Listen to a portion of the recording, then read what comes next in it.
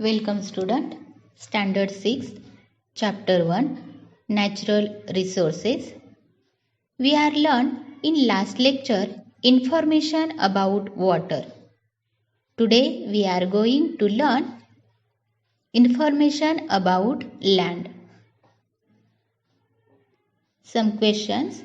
What is land made of? What do you see on land? What has man created on land? If a deep pit is dug in the ground, what do you find there? Is land flat everywhere? Does man produce soil or land? All questions answer. See here. Land is seen in the form of stones, soil, big rocks. It is not flat everywhere. It is hilly in some places and flat in others. All terrestrial animals, including man, live on land. Terrestrial means bhujar. Some terrestrial dig burrows in the ground for shelter. This means that they use land for fulfilling their need. We also use land for farming and for building houses and roads. We make use of plants and animals in the forest that grow on land. The minerals, crude oil and natural gas obtained from the earth are very important for us. It means that land is an important resource. Let us see exactly what land is made of. म्हणजेच जमीन कशाची बनलेली असते? तुम्हाला जमिनीवर काय काय दिसते? मानवाने जमिनीवर काय काय निर्माण केले आहे? जमिनीत खोल खड्डा खणला तर तुम्हाला त्यात काय आढळते? जमीन सर्वत्र सपाट असते का? मानव जमीन निर्माण करतो का? या सर्व प्रश्नांची उत्तरे आपण या टॉपिकमध्ये अभ्यासणार आहोत. तुमच्या असे लक्षात येईल की जमीन आपल्याला दगड, माती, मोठे खडक या स्वरूपात दिसते.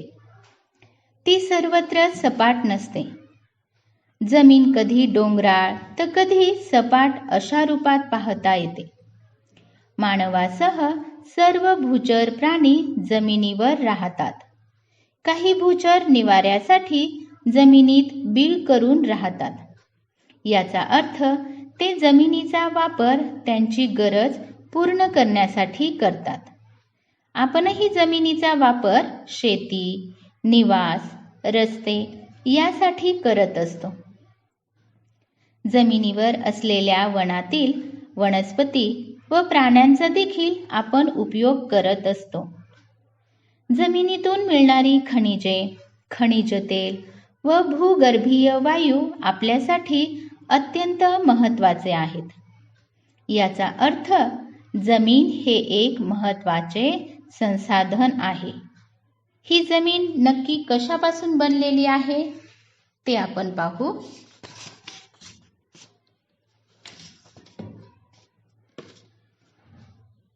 Take a transparent plastic bottle, a handful of soil, some stones, sand, some dry leaves and water.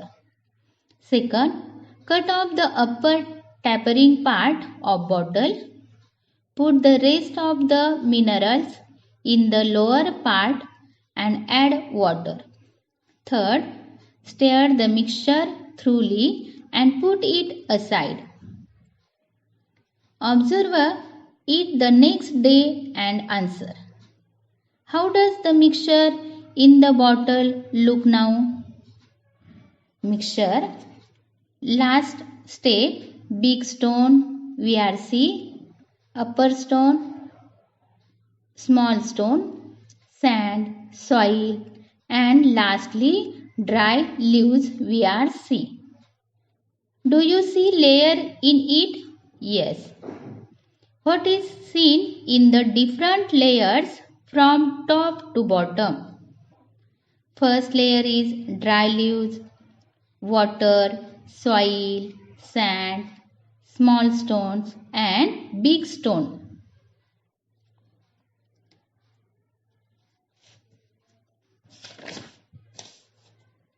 म्हणजेच प्लास्टिकची पारदर्शक बाटली, मुठभर माती, थोडे दगड, वाळू, पालापाचोळा आणि पाणी घ्या. सेकंड, बाटलीचा निमुळता असलेला वरचा भाग कापा. खालच्या भागात उरलेले साहित्य टाका व नंतर त्यात पाणी टाका. थर्ड, त्यानंतर हे मिश्रण भरपूर ढवळून घ्या व त्याचे दुसऱ्या दिवशी निरीक्षण करा. बाटलीतील मिश्रण कसे दिसते आहे? तर शेवटच्या थरामध्ये मोठे दगड, नंतर बारीक दगड, वाळू, माती आणि पालापाचोळा यामध्ये दिसत आहे. त्यात थर आढळतात काय? तर होय, वरपासून खालपर्यंत या थरामध्ये काय काय दिसत आहे? वरच्या थरामध्ये पालापाचोळा, माती, वाळू, बारीक दगड आणि शेवटी मोठे दगड आपल्याला या बाटलीमध्ये दिसत आहेत. The land on the earth also looks like this. If a pipeline is being laid in your neighborhood, observe carefully the pit dug for this purpose.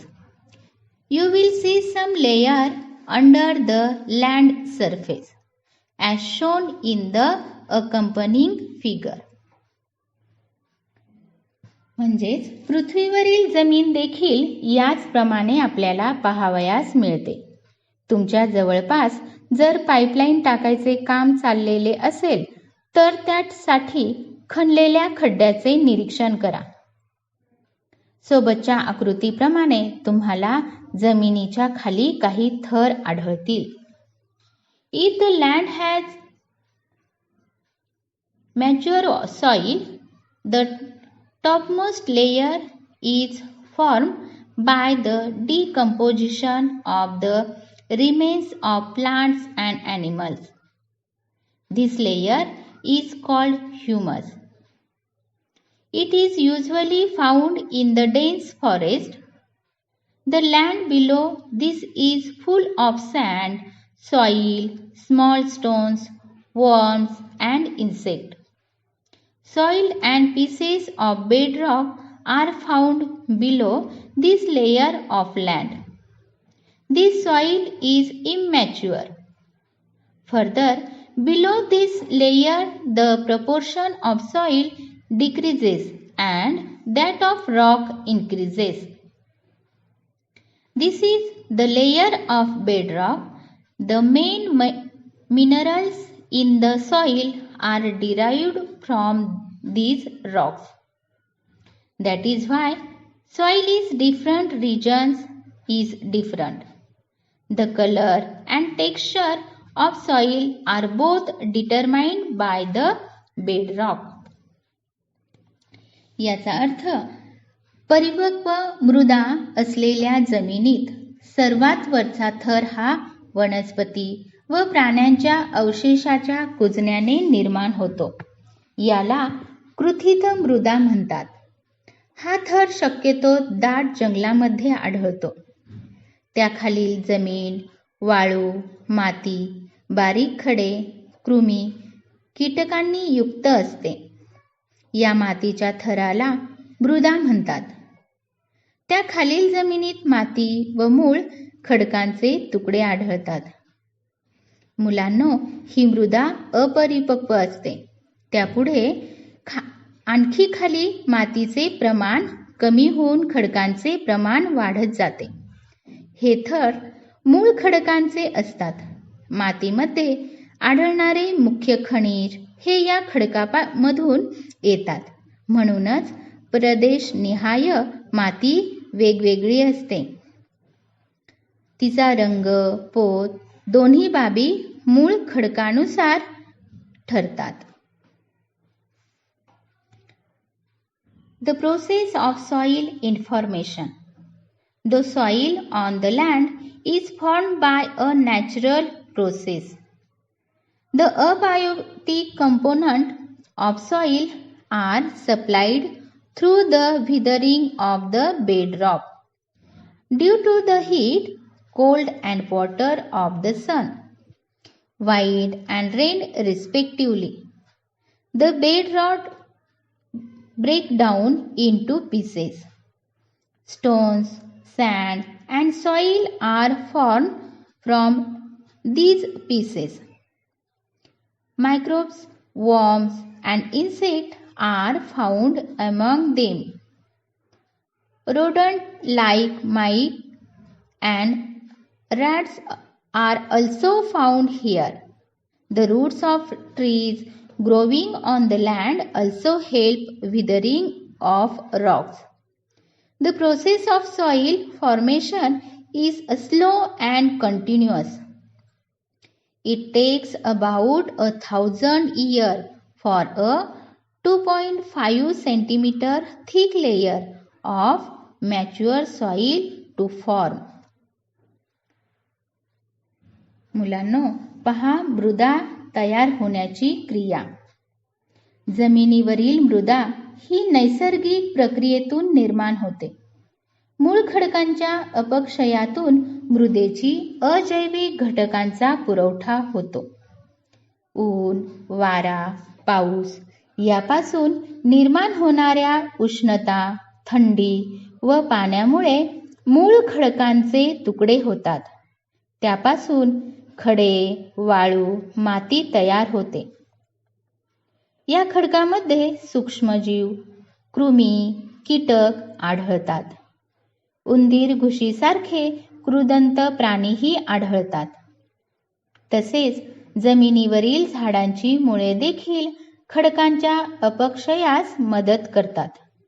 मृदा निर्मितीची प्रक्रिया मंद गतीने सतत सुरू असते. परिपक्व मृदेचा 2.5 सेंटीमीटरचा थर तयार होण्यासाठी सुमारे 1000 वर्ष लागतात.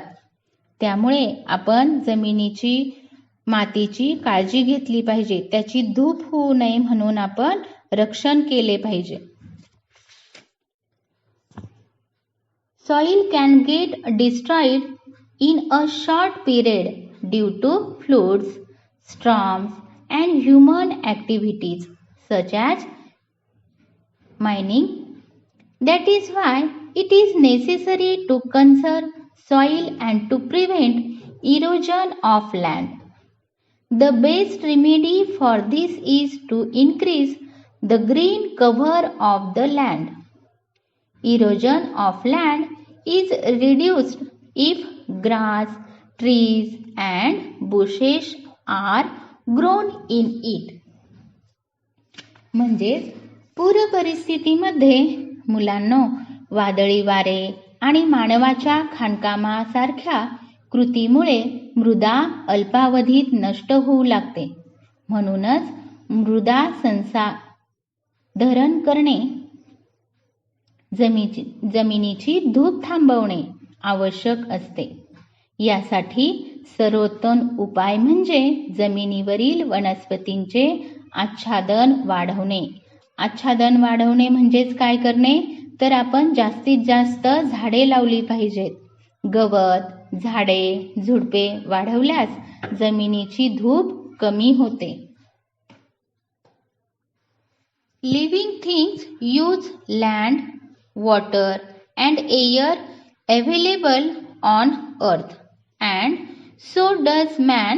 However, the portion of these resources that are actually put to use are very small as compared to the whole earth. Look at the following table. Land is available 29%, potable water or fresh water available 0.3% and oxygen is available 21%.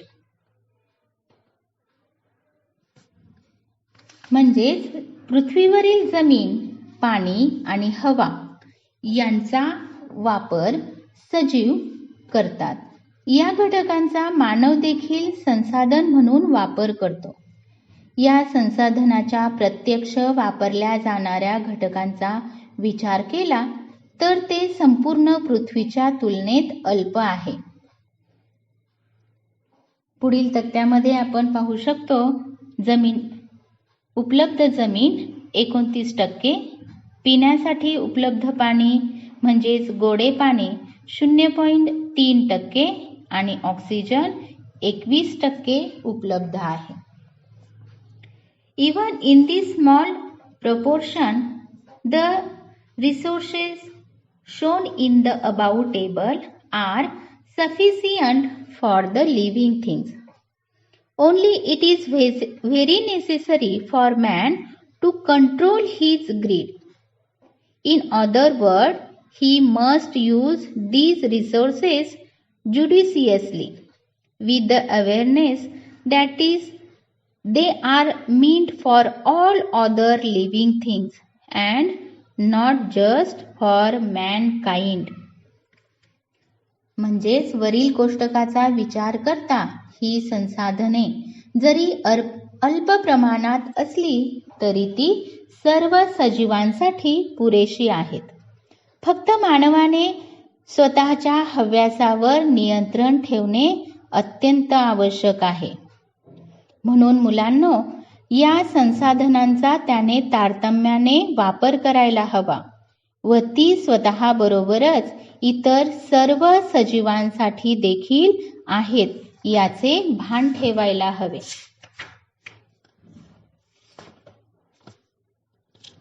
Student, what we have learned in this lesson?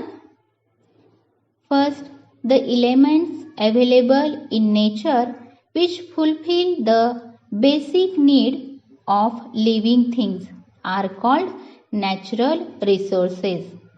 Second, air, water and land are important natural resources.